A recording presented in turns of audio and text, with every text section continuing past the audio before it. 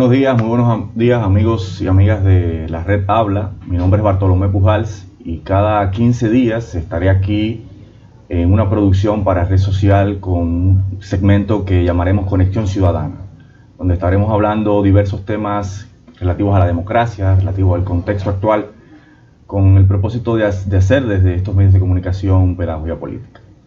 Hoy hemos querido comenzar en un marco de discusión que se ha venido dando en los últimos años, en donde la política, que es una discusión dialéctica, se ha comenzado a presentar en dos formas de ver la política.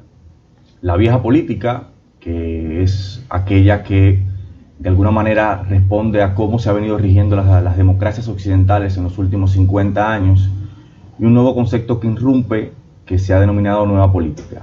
Y es necesario hablar de por qué hablamos de nueva política, a qué nos referimos, y para eso hoy me hago acompañar de Anselmo Muñiz, director de investigación del ISD, un instituto de investigación social, y de Javier Freites, coordinador ejecutivo del Participa del Distrito Nacional de la organización política del país que queremos.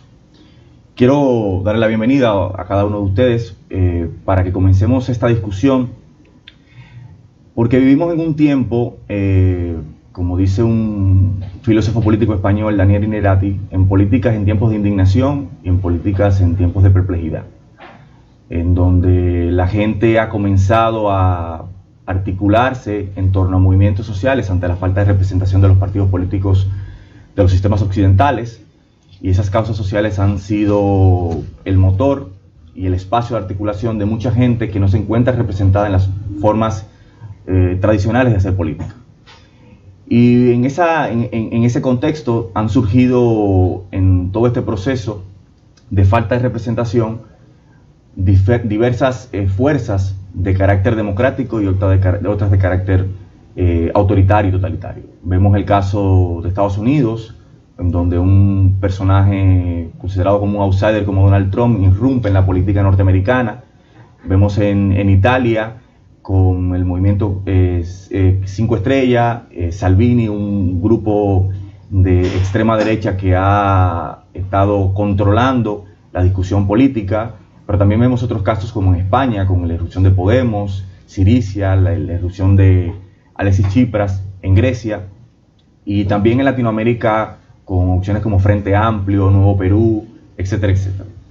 Ese contexto nos plantea de qué es esto de vieja política, qué podemos entender con vieja política y cómo nosotros nos aproximamos a esta discusión que se está dando en todo Occidente. Bueno, buen día, muchas gracias Bartolomé. Yo creo que es importante referirnos a que, así como tú decías, con que vivimos en tiempos de indignación, también podemos decir que vivimos en tiempos de desconfianza. No es un tema, la desconfianza no es solamente un tema de República Dominicana, sino que en la mayoría de democracias occidentales la ciudadanía ya no confía en las instituciones del Estado, no confía en los partidos políticos. Desde el punto de vista de los teóricos tradicionales, pues eso representa una debilidad de la democracia, pero realmente lo que hay que entender es que lo que estamos viviendo pues es un cambio de los paradigmas económicos, políticos y sociales, y eso le plantea a los partidos políticos un nuevo rol. Eso no quiere decir que los partidos políticos van a desaparecer ni que dejan de tener una función importante para la democracia, sino que deben asumir un nuevo rol. Ya hoy en día la gente no milita en los partidos, sino que se identifica con propuestas momentáneas en esta o en aquella elección, y eso pues podríamos decir que por lo tanto hay una identificación líquida, como le gusta decir a un amigo de nosotros, Fernando Gil. Eso quiere decir que un partido en unas elecciones puede sacar un gran porcentaje de votos y en las elecciones siguientes pues simplemente desparramarse. Entonces hablamos de nueva política para referirnos justamente a cómo plantear la política democrática frente a esa situación. Antes, si hace 50, 60 años, la política democrática tenía un marco muy firme de democracia electoral, fortalecimiento de los procesos electorales, respeto a las libertades individuales.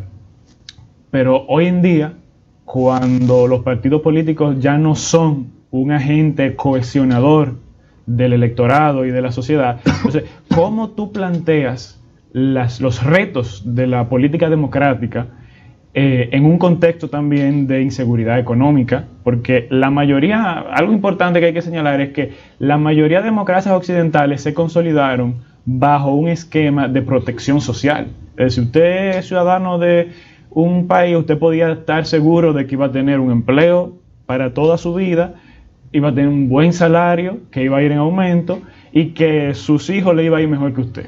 Eso ha cesado incluso en las grandes economías. Entonces, en ese contexto de inseguridad, en ese contexto de desconfianza, ¿cómo podemos plantearnos las demandas democráticas del día de hoy?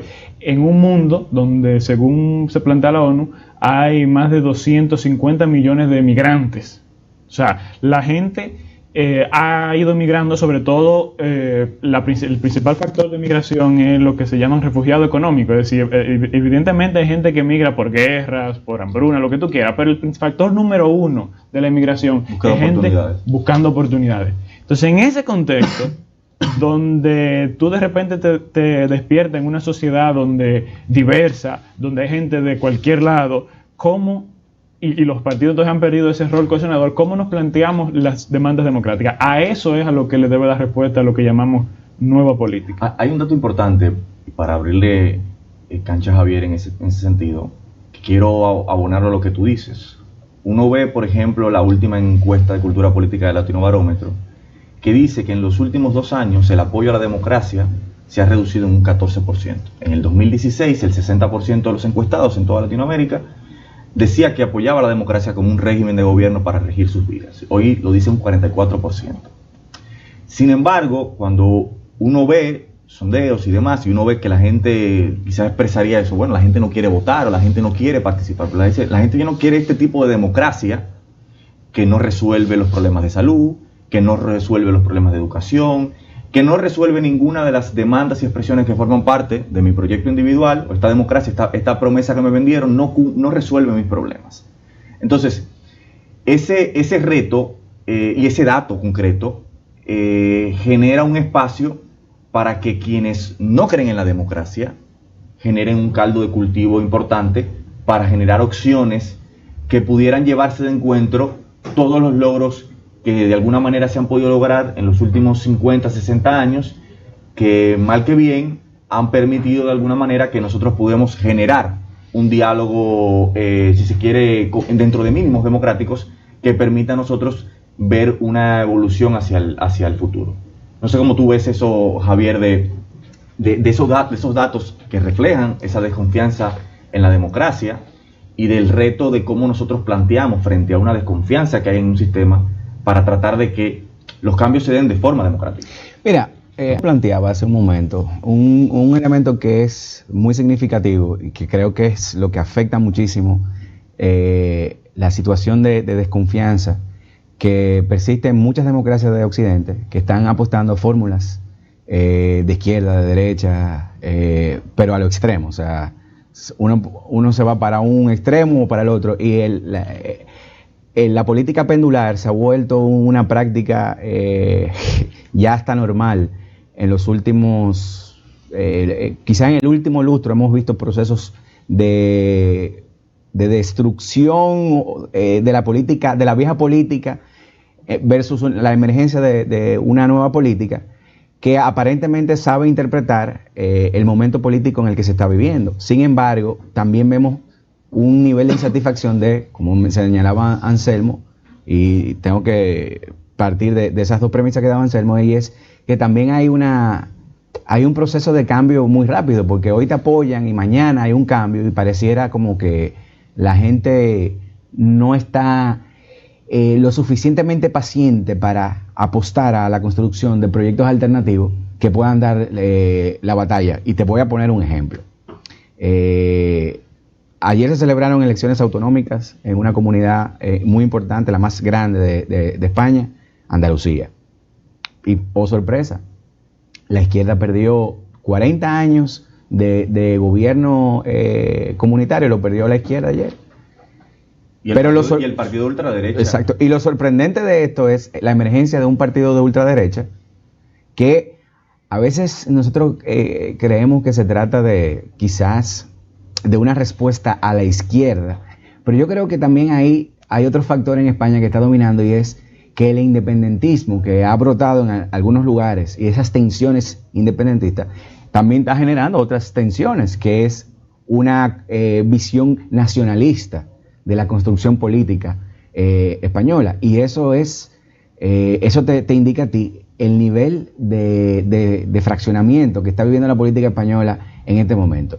Pero volviendo al punto del descrédito o la pérdida de fuelle que ha tenido la democracia a nivel occidental, porque obviamente no podemos plantear como el sistema democrático como un elemento que abraza a toda la sociedad mundial, sino hay sectores del mundo, sobre todo los países de Occidente, que inclusive tienen, en esos sistemas de Occidente, tienen países que no tienen una democracia per tal, o por lo menos lo que llamamos nosotros democracia. Entonces, ahí entra un tema quizás de la crisis de la representación política. O sea, yo creo que hay una enorme crisis de representatividad fruto de esa desconfianza, y es una construcción, sobre todo en los países latinoamericanos, se está viendo un deterioro progresivo y rápido. Y creo que hay apuestas populistas, tanto de derecha como de izquierda, porque el populismo no tiene, que terminan llenando de insatisfacción, porque muchas personas pensarán que los cambios políticos, sociales y económicos se dan en 4 años, 6 años, y esos paradigmas son totalmente falsos. O sea, hay un cambio de dinámica en las relaciones de poder, en las relaciones económicas y sociales, que no se dan tan espontáneo como la voluntad de un individuo de cambiar. Entonces, cuando tú dices y haces un análisis, tú dices, ves el deterioro de la democracia representativa, entonces ahí surge elementos de la nueva política, que es cómo tú conectas con esa ciudadanía que dice, ven acá, ya yo no creo en ese voto delegado, es decir, yo delego mi voto en un tercero que me representa en los poderes públicos. Hay un deseo también de ser más corresponsable de la realidad que está viviendo, y yo creo que ahí es donde entra el gran reto de las nuevas organizaciones políticas, de tener estructuras orgánicas que le permitan a la mayor cantidad de gente decidir sobre los temas importantes y fundamentales. Ahora, así como tú dices, y estoy de acuerdo con que el populismo puede ser o de izquierda o de derecha, el populismo es una forma de construir lo político. Dicho desde esta mesa, que los tres podemos situarnos en el espectro progresista, uno pudiera decir que el concepto de nueva política es una apuesta performativa. Claro. Es una apuesta de construir sentido, exacto, una forma de enfrentar esos retos, fruto de la desconfianza, y es una apuesta sobre todo contrahegemónica. Nosotros estamos tratando, cuando se dice de nueva política, y en todo Occidente, ahora, hay un surgimiento de una nueva derecha alternativa, sí, una derecha que no comulga con esa derecha conservadora, una derecha que se moviliza, una derecha que maneja masas. Vemos el caso de Brasil, claro, y otros tantos casos en donde plantean de alguna manera una nueva política. Entonces, cuando decimos, y lo dejo como pregunta para la reflexión, cuando hablamos de nueva política, ¿es un planteamiento parcial? Es decir, ¿es un planteamiento que responde a uno de los espectros que está tratando de configurar esa rabia, esa indignación que se da en la gente frente a la política tradicional, en un sentido democrático o en un sentido autoritario? Porque nosotros podemos decir, bueno, nueva política frente a lo que está y frente a surgimientos de opciones, por ejemplo, como Ramfis Trujillo, que es una forma autoritaria de tratar de configurar y de politizar la rabia que hay en la gente. Entonces, pregunto, ¿es una expresión parcial o es una expresión que la podemos analizar de las diferentes perspectivas? Bueno, yo creo que primero toda propuesta política es parcial, por un aspecto fundamental. Yo creo en la democracia. Yo creo que una propuesta autoritaria es intolerable. Como individuo, yo no puedo permitirme a mí mismo quedarme de brazos cruzados frente a una deriva autoritaria de la política en mi país. Entonces, necesariamente todo el que tiene un interés privado, colectivo, de derecha, de izquierda, siempre va a plantear sus posiciones políticas a partir de eso, y eso es justo y digamos, y está en su derecho. Y legítimo. Lo que debemos entonces cuestionarnos justamente es cómo yo planteo mi interés desde un punto de vista que yo le limite el derecho al otro de plantear, de hacer lo propio, de tener esa reciprocidad. A mí lo que me parece interesante del tema de la nueva política es que nos saca de una disyuntiva para mí bizantina en la que se ha metido la política internacional. Izquierda-derecha. Más que izquierda-derecha, que yo creo que algo que se ha ido superando, es el tema de que parecería que hoy en día hay dos tipos de regímenes posibles. O el régimen esa nueva derecha fascista, que está representada en Donald Trump, está representada en Jair Bolsonaro, está representada en Salvini, en el gobierno de Polonia, etc.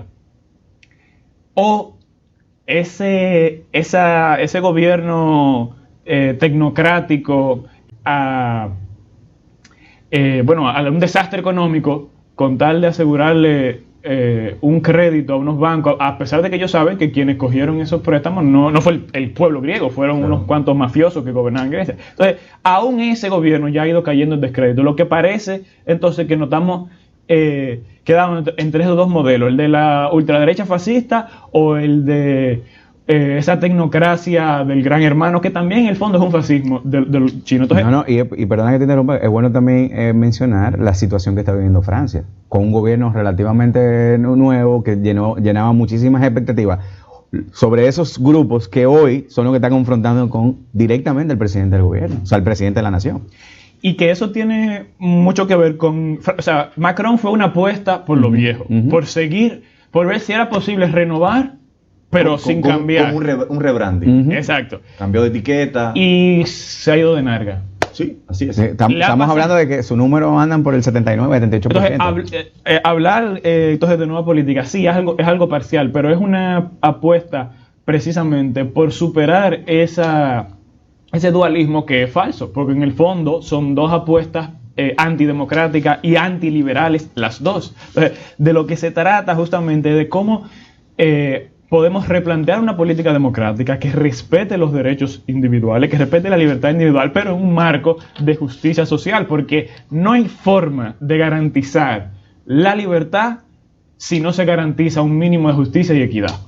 Porque si tú rompes con la justicia y la equidad, entonces tú estás rompiendo con la aspiración de todos a tener un mismo nivel de libertad, y crea privilegios, y esos privilegios crean resentimientos, y esos resentimientos entonces son utilizados por la extrema derecha para plantear sus posturas. Claro, porque lo interesante es que estas opciones que rayan en el fascismo, te das cuenta que utilizan en términos de fachada el discurso democrático.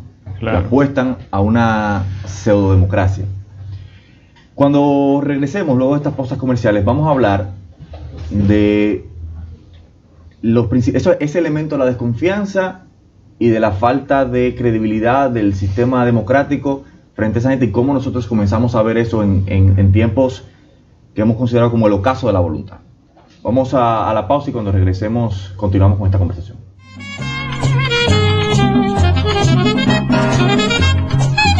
Como cada 15 días estaremos aquí en Conexión Ciudadana discutiendo sobre democracia, sobre horizontes frente a la situación que vive Occidente. Antes de ir a la pausa, hablábamos de los retos que tiene hoy día la política occidental para construir opciones políticas que garanticen, que amplíen la democracia, no que la reduzcan. Y me hago acompañar de Anselmo Muñiz, director de investigaciones del ISD, y de Javier Freites, coordinador ejecutivo del Participa del País que Queremos, agrupación política que está actualmente en búsqueda de reconocimiento electoral. Hablábamos, Anselmo, de una cuestión de esto de la nueva política, de que es una apuesta parcial, es una apuesta que busca tratar de crear un discurso que permita resignificar la democracia, que permita generar nuevas formas de conversar con toda esa gente que se ha quedado fuera o que está subordinada, que no confía en el sistema político. En el caso de la República Dominicana, el 59% se considera independiente de los partidos políticos.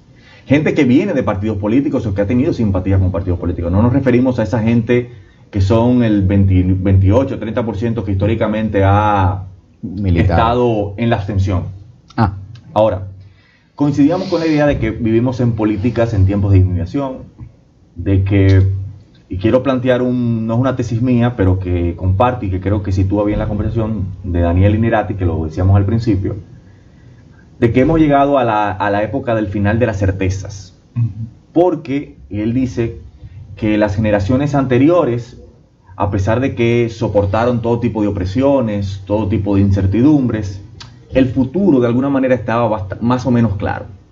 Pero hoy, con la revolución tecnológica, como ha explotado todo el capitalismo industrial, estamos hablando de tercera, cuarta revolución industrial ya, el futuro es cada vez más incierto y eso genera unos niveles de incertidumbre que coloca al ciudadano común frente a una situación de perplejidad.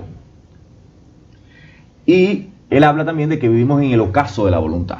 Yo mencionaba esa reflexión y lo divide de alguna manera. Dice, bueno, además de que tenemos una incertidumbre y una perplejidad frente a la cantidad de cosas que pueden pasar en el mundo, ya aquí la revolución tecnológica toca todo ya, también toca la voluntad.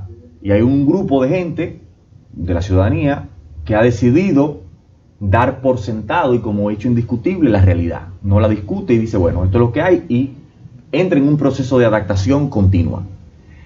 Y está el otro, que es un voluntarismo radical que está en la denuncia por la denuncia, pero no decide generar espacios de organización y de politización de esa rabia, de esa incertidumbre, de esa desconfianza. Y eso es uno de los grandes retos que tiene hoy un proyecto político democrático. Lo vemos, yo creo que la República Dominicana, si bien, como decía Bosch, está afectada por una riña histórica en donde todo llega un poco más tarde, aquí vemos que con el surgimiento del movimiento verde el 22 de enero del 2017 y la irrupción de la ciudadanía como principal protagonista en la escena política, se ha abierto un horizonte de oportunidades, pero también de incertidumbres, en donde también el mismo movimiento de alguna manera contribuyó a que se generaran muchísimas esperanzas, la oportunidad de que un proyecto como este, como el país que queremos, pueda subir, pero también a amplificar la frustración, la desconfianza de mucha gente. Entonces, ¿cómo abordamos frente a ese ocaso de la voluntad que afecta a la voluntad de la ciudadanía y de la construcción de alguna web, frente a una época del final de las certezas donde no tenemos, ya cada vez es más escaso la posibilidad de hacer ejercicios de futurología para determinar lo que va a pasar? ¿Cómo estamos viendo esto y en qué claves, qué herramientas podemos agarrarnos para tratar de afrontar el futuro con niveles de certidumbre que nos permitan a nosotros generar respuestas frente a la gente? Fíjate, yo creo que el primer paso para eso es ver la incertidumbre no como un problema. Tú tienes razón cuando tú dices que hace 50, 60 años las cosas todo el mundo estaba muy seguro de lo que creía y de para dónde iba. Pero eso respondía a una visión bastante autoritaria de las cosas. Y al mismo tiempo también una visión poco científica. Es decir, la gente estaba convencida, o no la gente, incluso los líderes políticos estaban convencidos de una visión y le daban para allá, incluso chocando contra la realidad, pero seguían en esa dirección porque pensaban que tenían la verdad. Y ahí, con ese aspecto, yo creo que con ese concepto de la verdad, yo creo que desentrañamos esto. Hemos ido descubriendo que la verdad no está escrita.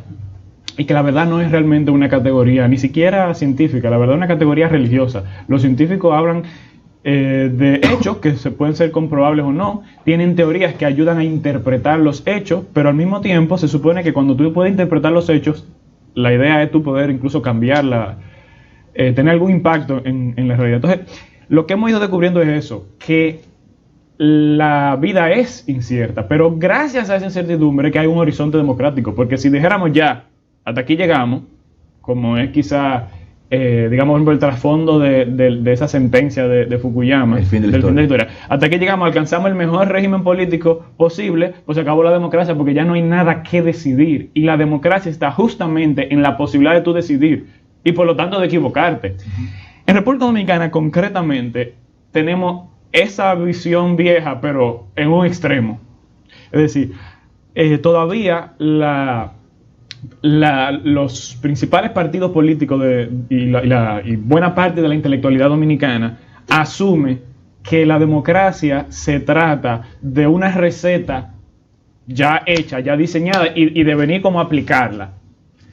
Incluso transponerla de otros regímenes. Y si se sale de ahí, se va a dañar. Pero resulta que eso no es así, ni aquí ni en ningún país del mundo. Es decir, la democracia no es un régimen cerrado, no es un objetivo que tú puedes poner en 10 puntos y ya, y esos son los 10 puntos, y cuando lo tengamos, tendremos democracia. La democracia es un proceso, la democracia siempre está abierta. Decía Derrida, la democracia está por venir. La democracia es justamente la posibilidad de que el que hoy gobierna, mañana no gobierne, de que hoy tomamos una decisión y mañana tomamos otra. Entonces, yo creo que el primer paso es ese, como decir, como respirar. Bueno, la incertidumbre siempre ha existido, lo que pasa es que ahora nos dimos cuenta.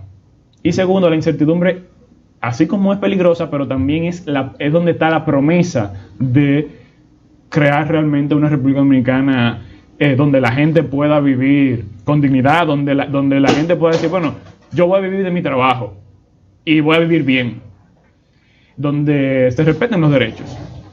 Mira, hace un rato tú planteabas algo muy interesante, que era el tema de la justicia. Hay una vinculación, democracia, justicia, libertad. Es un triángulo casi perfecto para la construcción social. De hecho, claro que hay un caldo de cultivo muy poderoso en República Dominicana. El problema es que el nivel de insatisfacción nos abarca a todos los que tenemos ideas distintas. Y esa fue una de las cosas tan importantes que logró el movimiento Marcha Verde, cuando de repente aglutinó gente que creía, que no creía, que era de izquierda, que era de derecha, que era de centro, que era una arca de Noé. Y eso te dice el nivel de insatisfacción que hay en todos los espectros políticos real que vive la República Dominicana.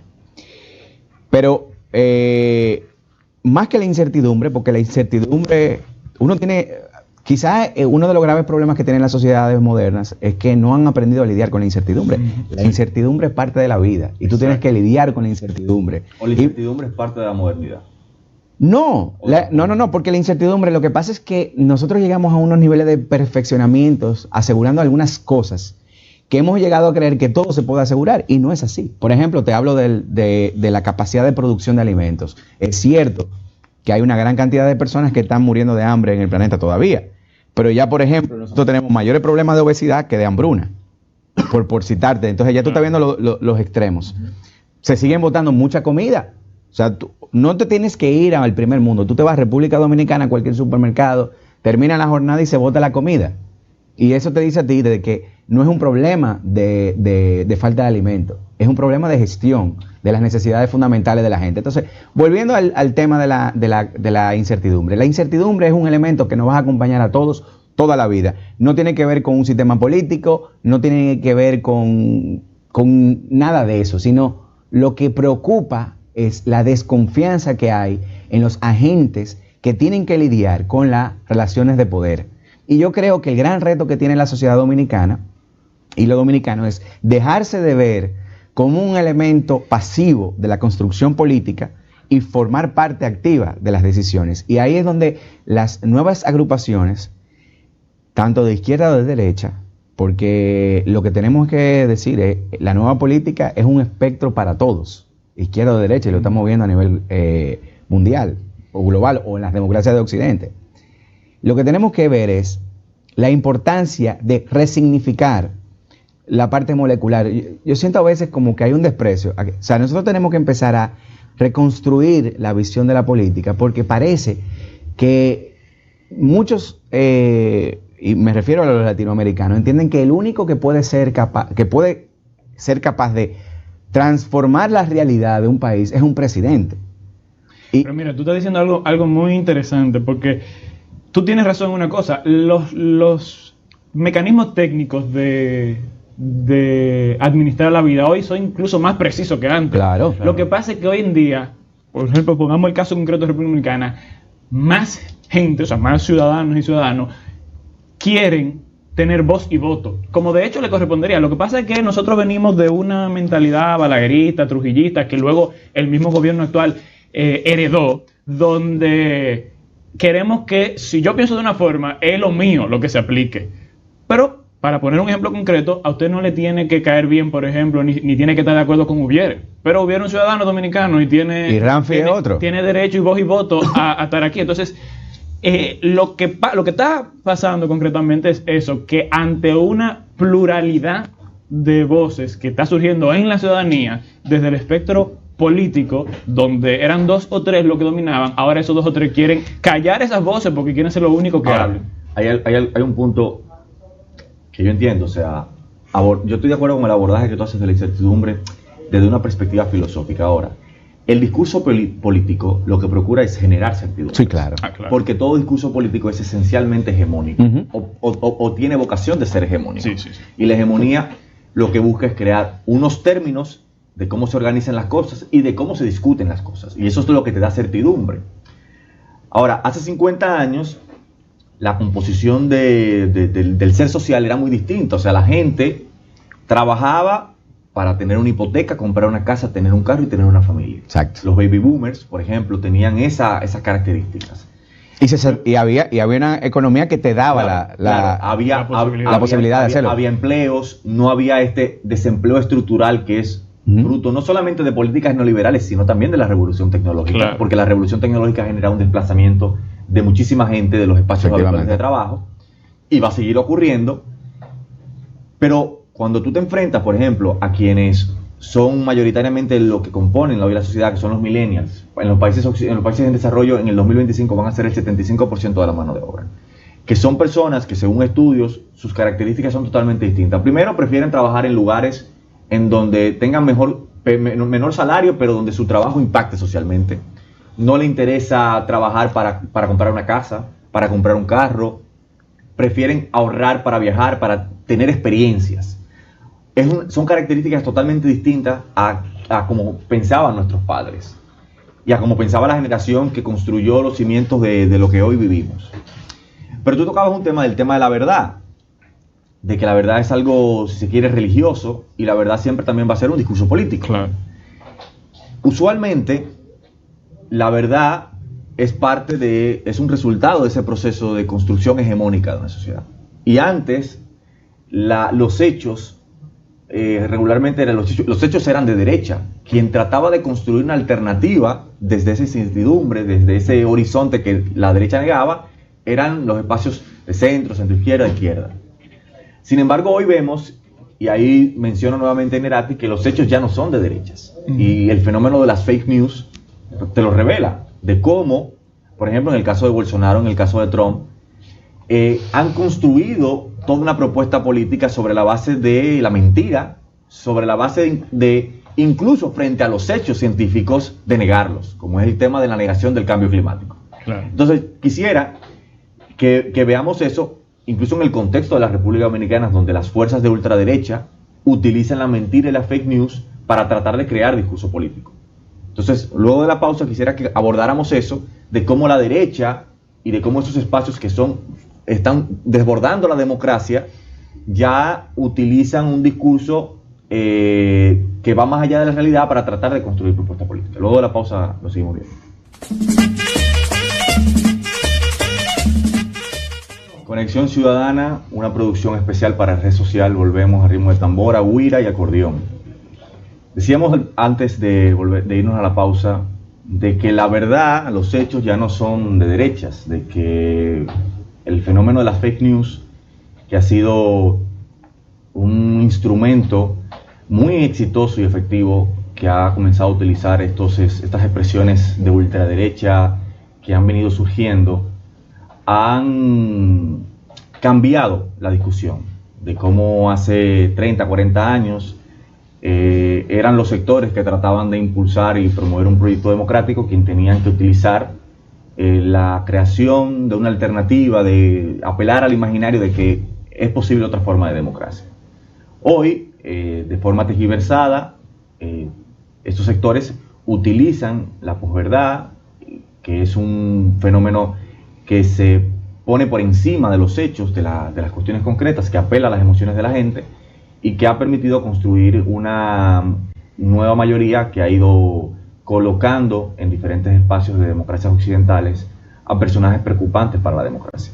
Le hacemos esa pregunta a Anselmo Muñiz, director de investigaciones del ISD, y a Javier Freites, coordinador ejecutivo del Participa el Distrito Nacional de la organización El País que Queremos. ¿Cómo ven eso ustedes, sobre todo vinculándolo con aquello que decía del tema de la verdad? Fíjate, yo creo que tú tenías razón al decir ahorita, el trabajo de un discurso político es justamente permitir a la gente darle un sentido a toda la información que le llega. Yo no comparto completamente que el tema del fake news es algo nuevo. Yo creo que las noticias... Es la expansión. Exacto. Pues el bulo siempre ha existido. Exacto. Lo que hay hoy en día es más fuentes de información. Y claro, si tú vienes de un nivel de desconcentración de los medios de comunicación, esos antiguos medios de comunicación que tenían se van a quejar, pero yo creo que los países y digamos el poder siempre ha jugado con el tema de la mentira, la verdad, porque el que domina la verdad, entre comillas, pues tiene el poder. Lo importante es que un discurso político te permite a la gente que lo comparte tener un marco para interpretar la información, y tú lo puedes hacer de manera autoritaria, es decir, llegando a un nivel de fanatismo ideológico de tus seguidores, que no importa lo que le digan, solamente le hagan caso a las cosas que de por sí ya confirman ese discurso, y eso de hecho es muy fácil porque de por sí ya las personas tienen un sesgo que se llama el sesgo de confirmación. Si yo siempre le voy a hacer más caso a lo que confirma lo que yo creo, o tú puedes desarrollar un discurso político basado en la autonomía, la libertad y el conocimiento, dándole a la persona las herramientas para que cuando reciban la información pues puedan tomar decisiones. Y yo creo que de eso va esa nueva política democrática, de que podamos, así como ha habido una desconcentración de las fuentes de información, podamos luchar por lo que es verdaderamente importante y democrático, una desconcentración del conocimiento, que eso no ha pasado. El conocimiento hoy en día sigue siendo un privilegio de una élite económica, política, intelectual, y la mayor parte de la ciudadanía no tiene acceso porque es caro, porque está protegido por normas que evitan que eso se... Entonces, hacia donde debemos movernos es una sociedad del conocimiento, pero real, no a una sociedad del exceso de información, sino del conocimiento. Mira, nosotros tenemos, ya para terminar, nosotros tenemos muchos diagnósticos que son muy desalentadores. Lo importante es el papel que jueguen los sectores más afectados de esos indicadores. Tenemos indicadores de violencia, que son unos índices que preocupan y alarman. Igual con la educación, el tema del empleo, en fin, hay una serie de elementos que afectan, que son problemas de la sociedad de siempre. Es decir, el tema del desempleo es un tema que afecta mayoritariamente a los jóvenes, pero también hay precariedad salarial, que afecta al 80% de lo que forman parte de la economía formal. Una economía formal que tiene un tamaño muy deforme. En algunos dicen 40, 45, pero en realidad no se sabe. Entonces, nosotros tenemos esos retos, pero también tenemos otros retos que ya son latentes. Por ejemplo, la inteligencia artificial se proyecta que en los próximos 5 años habrá una pérdida de 30 millones o 40 millones de empleos a escala global. Y eso es un elemento de mucha tensión. Para finalizar, lo que yo entiendo es que nosotros tenemos que identificar recetas veraces que se puedan conectar con el sentir de la gente. La gente sabe que tiene desempleo, que hay problemas de inseguridad. Eso la gente lo sabe. Ahora, lo que ha habido es una mala colocación de la formulación de soluciones a esos problemas que son latentes de la sociedad dominicana. Anselmo, Javier, muchísimas gracias, y a todos ustedes por el placer de la sintonía y a las frecuencias de retransmisión de la Red Habla. Esto es su Conexión Ciudadana, una producción especial para Red Social. Gracias por la oportunidad, y estaremos aquí no el próximo lunes, cada 15 días, todos los lunes de 11 a 12, hablando de democracia y los retos que tenemos por delante en Occidente y en la República Dominicana. Un placer, Bartolomé Pujals, y hasta la próxima.